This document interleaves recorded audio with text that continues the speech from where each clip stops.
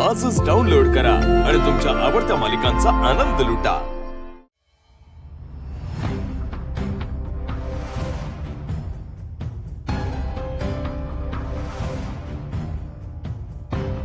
बहिणी, अहो काय झालं? रडताय कशा पायी तुम? अगं बाई, मला तर काही कळच ना, काय करू? तुम्ही आधी शांत व्हा बघू, शांत व्हा तुम्ही आणि मला सांगा काय झालंय नेमकं। आरती, मी एवढी वाईट आहे का ग? असं कशा पायी बोलताय तुम्ही? आणि आता हे खूळ कोण डोसक्यात घातलं हो तुमच्या? मग हे माझ्याशी असं का वागतात ग नेहमी? मला काही कळतच नाही। कधी एक प्रेमाने शब्द चांगला बोलतील ना तर शपथ, सतत मला वेड्यात काढायचं, नाहीतर माझ्यावर ओरडायचं। त्यांचं हे असं वागणं बघून ना मला कधी कधी वाटतंय की ते आमचं नातंच विसरलं। नवरा बायकोच्या नात्यांमध्ये जो गोडवा, जे प्रेम असतं ना, ते आमच्या नात्यात नाही राहिलंय असं वाटतं मला। मी कधी कधी व्यंकी भाऊजी, जयंत, सिद्धू यांच्याकडे बघते ना, तेव्हा खूप हेवा वाटतो ग मला। ती जीव लावतात नाही तुमचे नवरे, किती प्रेमाने आदराने वागवतात। नाही, यांच्याकडनं मला तशी काही फार अपेक्षा नाहीच आहे, पण दोन शब्द, फक्त दोन शब्द जरी प्रेमाने बोलले ना तरी मी खुश राही ना ग। त्यामुळे ना मला असं वाटतं कधी कधी की माझ्यातच काहीतरी कमी आहे, त्यांना ना माझी गरजच राहिली नाहीये, माझी ना काही किंमतच नाहीये त्यांच्या लेखी, असं वाटत राहत। वहिनी, असं काय बाई बोलू नका हो तुम्ही। हो वहिनी, लाखात एक आहे हो तुम्ही, लाखात एक। तुम्ही एवढ्या समजूतदार आहे की नाही, याचाच फायदा घेतात ते संतोष दादा।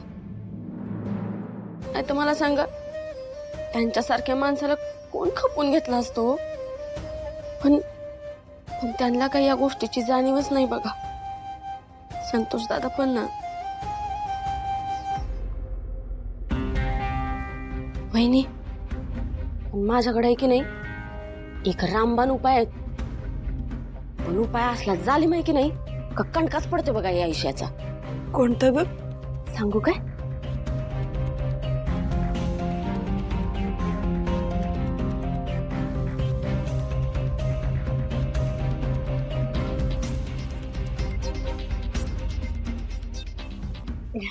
चालेल काय?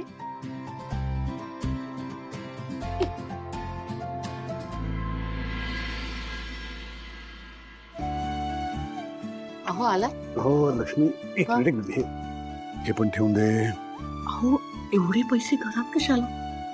लक्ष्मी, आता आपल्याकडे पैसे आलेत म्हटल्यावर ते योग्य ठिकाणी गुंतवणं ही आपली जबाबदारी आहेच, पण त्याही पेक्षा महत्वाची जबाबदारी आहे मागची देणी देऊन टाकणं। हो, अगं, त्या रिक्षाच्या मालकाचे 25,000 रुपये देणं आहे।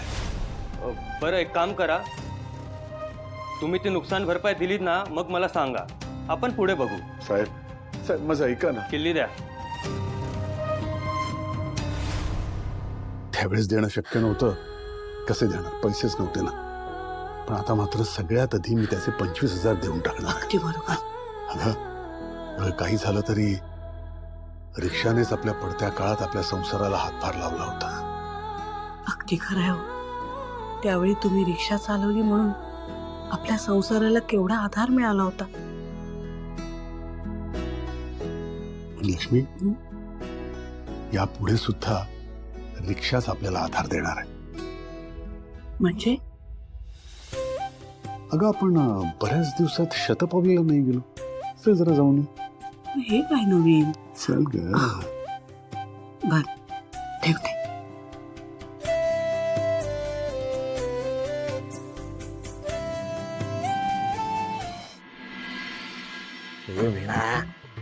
इथं पाऊस पडतोय बाहेर, कशाला फॅन लावलाय? फॅन बंद कर। हा वीणा, वीणा ग, आई बाबा नाही ऐकत माझे, आता तू पण नाही का ऐकणार आहेस? कर ना फॅन बंद। वीणा, वीणा,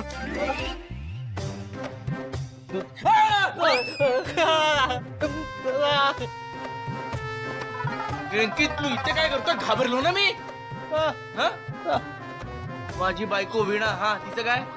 तिने तुला इथे झोपायला सांगितलं? वीणाने सांगितलं? वीणा, वीणा, ही पण झोपली. ए चल उठ, उठ, बाहेर जा, चल, चल.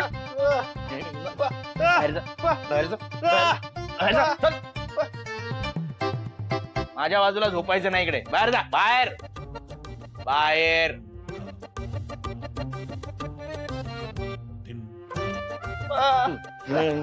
बाहेर जा, सांगितलं ना तुला. बाहेर जा. चल. आणि फॅन बंद करून जा जाताना. बिल येतात. ए.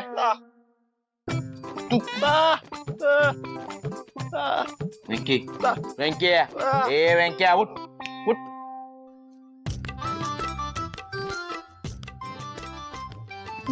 ह्याच्याशी बडबडत बसलो तर माझाच घसा खराब व्हायचा.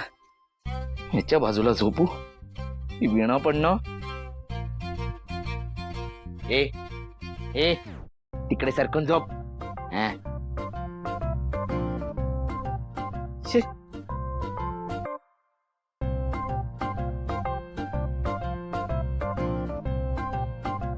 तो फॅन, दोन दोन फॅन लावलेत.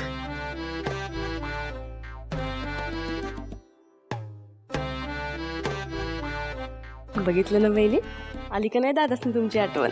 खरंच तुला बरा सुचला हा उपाय. वहिनी तुम्हाला सांगू माझी आई काय म्हणते. आई म्हणती का एखाद्या माणसाला एखादी गोष्ट अशी जाता जाता अशी सहजरित्या मिळाली की नाही त्याला त्याची किंमतच राहत नाही हो.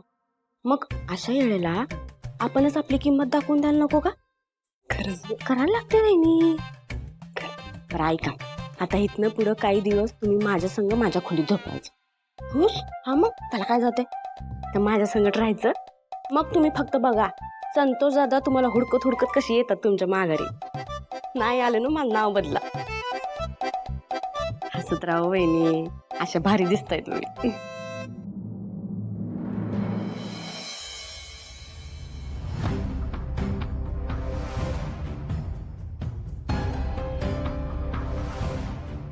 विश्वा, काय ग, काय झालं असं टेन्शन मध्ये काय दिसतेस?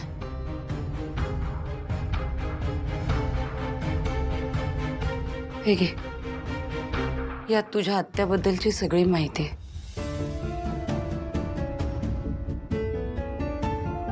पण मला वचन दे, यातला एकही शब्द बाबांना कळणार नाही.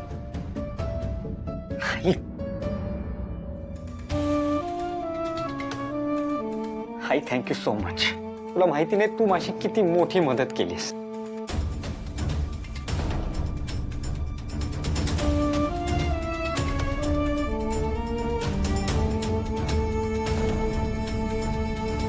ललिता,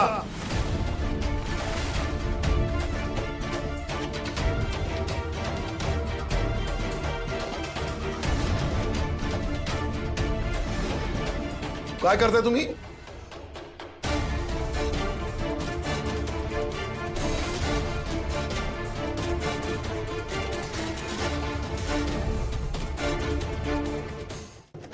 लक्ष्मी निवास